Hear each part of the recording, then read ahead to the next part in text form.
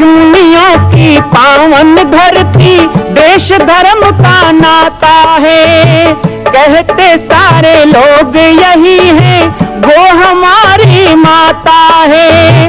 जाग उठो ओ भारतवासी, जाग उठो ओ भारतवासी, गौ पर छुरियां चलती हैं। बंद करो गौ माँ की हत्या, सारी जनता कहती है। बंद करो गौ माँ की हत्या, सारी जनता कहती है।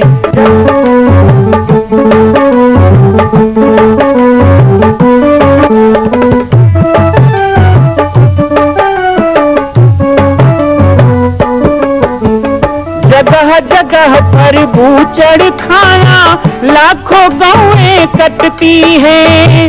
किसे सुनाए व्यथा हमारी, नैना नीर बहाती है। रक्षा करना गौ माता की, रक्षा करना गौ माता की, गीता ज्ञान सिखाती है। बंद करो गौ माँ की हत्या, सारी जनता कहती है। बंद करो गौ माँ की हत्या, सारी जनता कहती है। जय श्री राम, जय गौ माता, जय गोपाल। स्वागत है आप सभी का भारत के हृदय स्थल छत्तीसगढ़ प्रांत में मां कौशल्या धाम जिला बालोद में विगत 18 वर्षों से बन रहे इस विशाल दिव्य भव्य मंदिर का निर्माण। विश्व के अंदर भगवान राम के लाखों मंदिर हैं। अब अयोध्या में भी रामलला विराजित हो चुके हैं, लेकिन छत्तीसगढ़ की बेटी मां कौशल्या जो राम की माता है, उनका एक भी मंदिर पूरे विश्व में नहीं।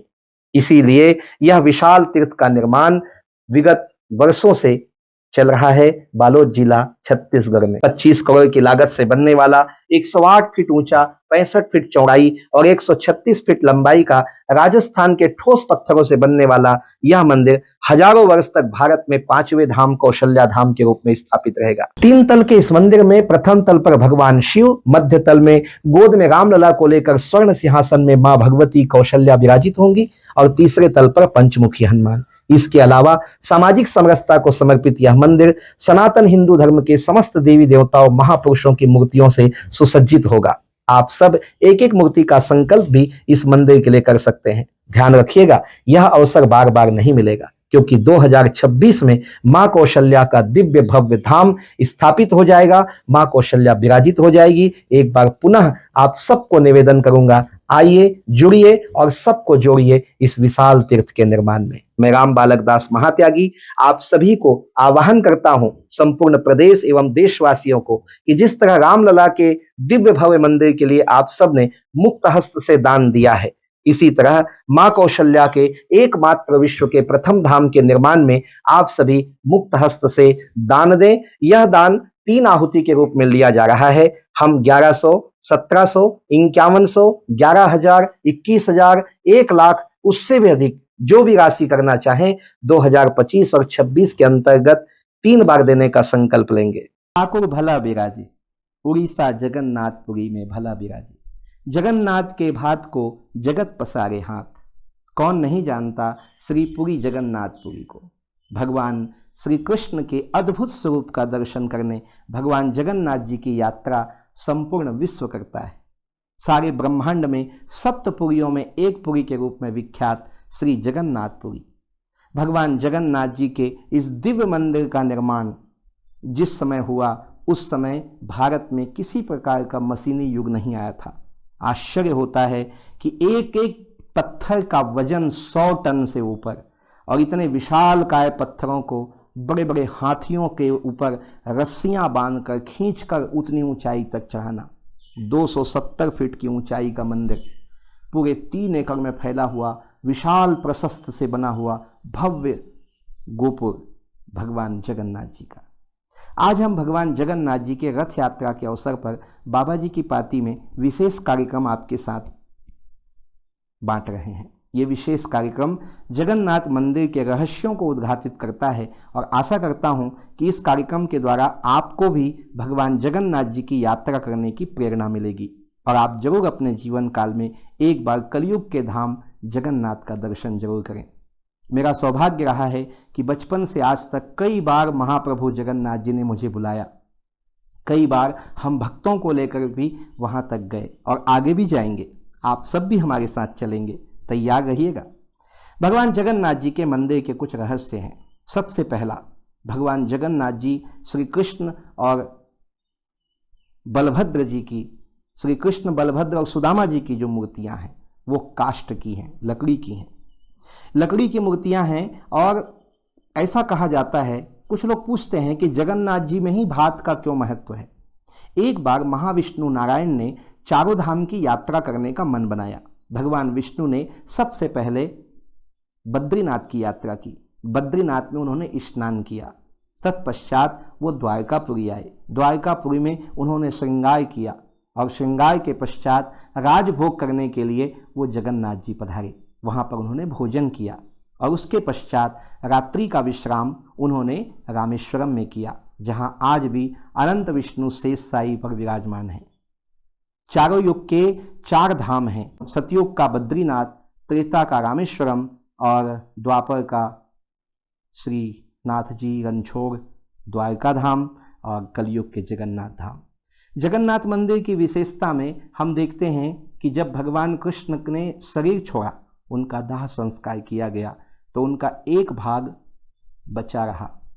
यही भाग ब्रह्म पदार्थ के रूप में आज भी जगन्नाथ जी की काष्ठ की मूर्ति के अंदर स्थापित है, जिसे दिल कहा जाता है, हृदय कहा जाता है, भगवान कृष्ण का हृदय। कहते हैं कि 12 साल के बाद जब जगन्नाथ जी की मूर्ति विसर्जित की जाती है और नई मूर्ति लगाई जाती है, तो एक अद्भुत घटना होती है, शायद ये आपको पता ना हो। पूरे जगन्नाथपुरी की बिजली बंद कर दी जाती है। जब मूर्ति बन के तैयार होती है, तो मूर्ति जब रख दी जाती है, तो पुरानी मूर्ति से नए मूर्ति में प्राण प्रतिष्ठा के समय भगवान जगन्नाथ जी के नगरी जगन्नाथपुरी की पूरी लाइट बंद कर दी जाती है। सीआरपीएफ के जवान लगा दिए जाते हैं चारों तरफ। जो मंदिर का मुख्य पुजारी होता है, वो ब्रह्म पदार्थ को पुरानी मूर्ति से निकालकर नए मूर्ति के हृदय में स्थापित करता है। तो उसके आंखों में पहले पट्टी बांध दी जाती है, हाथों में ग्लव्स लगा दिए जाते हैं।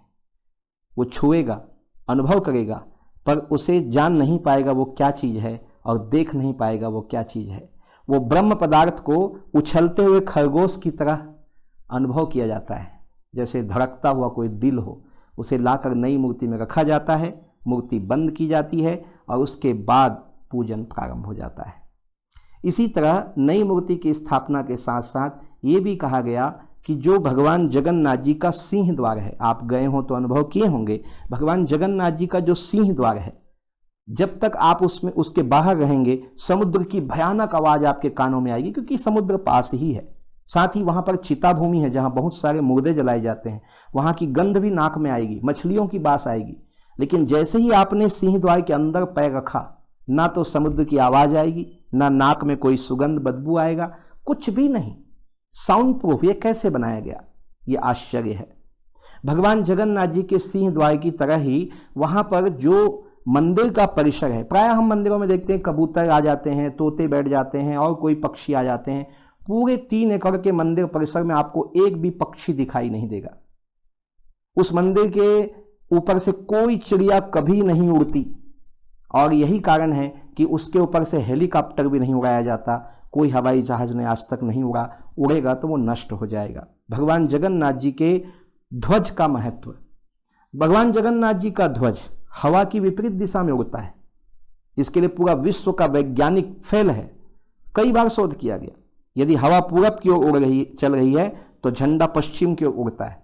झंडे की छाया नहीं पड़ती। शायद संसार में एक ही चीज है जगन्नाथ जी का ध्वज, जिसकी छाया नहीं पड़ती। कोई भी वस्तु का सूर्य पड़े तो छाया पड़ती है ना, लेकिन इस ध्वज की कोई छाया नहीं है। यह ध्वज प्रतिदिन बदला जाता है, कोई विशेष पदार्थ का नहीं बने। प्रतिदिन ध्वज बदलने वाला उल्टा चढ़ता है, सीधे नहीं चढ़ता, उल्टे चढ़ता है, उल्टी दिशा की ओर। प्रतिदिन ध्वज बदला जाता है। कहते हैं एक दिन भी ध्वज नहीं बदला गया तो 18 साल के लिए मंदिर को बंद करना पड़ेगा। इसलिए प्रतिदिन ध्वज बदला जाता है। मंदिर के शिखर पर सुदर्शन चक्र है।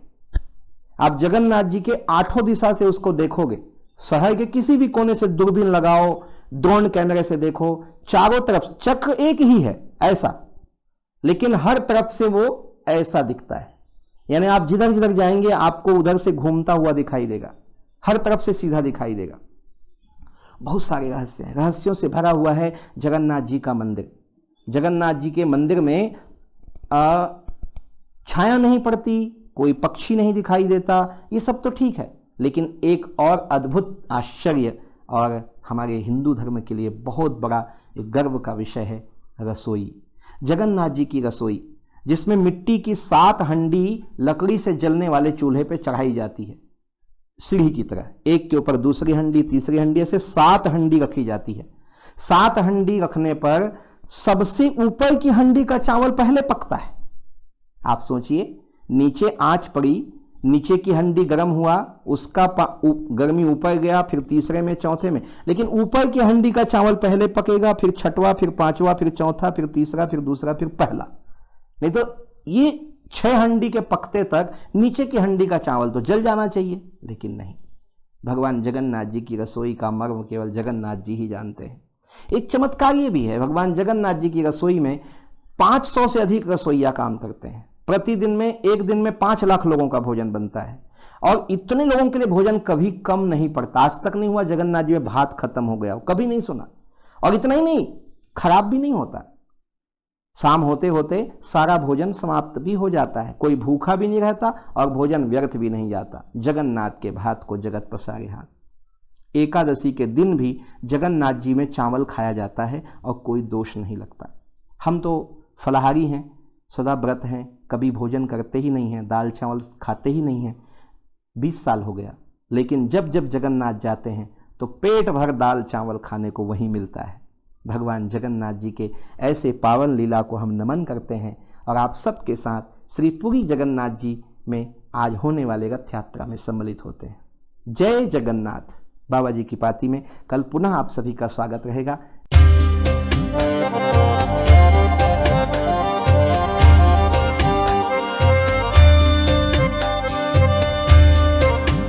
मां कौशल्या के धाम का निर्माण प्रारंभ हो चुका है, अब 2026 में पूर्ण होने वाला है।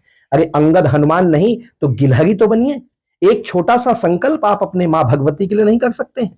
यदि आप राम भक्त हैं तो मैं चाहूंगा कि मां कौशल्या के धाम के निर्माण के लिए आप अपने जीवन का एक अंश जरूर समर्पित करें। आइए हमारे नीचे चल रहे व्हाट्सएप नंबर और अकाउंट डिटेल पर संपर्क करके अपने जीवन का एक अंश लगाकर आप भी पुण्य के भागी बने। मैं राम बालक दास महात्यागी, मां कौशल्या धाम, जिला बालोद, छत्तीसगढ़ से। मां कौशल्या की पावन जन्मभूमि छत्तीसगढ़ प्रांत में बालोद जिला में स्थित है श्री सर्वसिद्ध शक्तिपीठ जामड़ी पाटेश्वर धाम।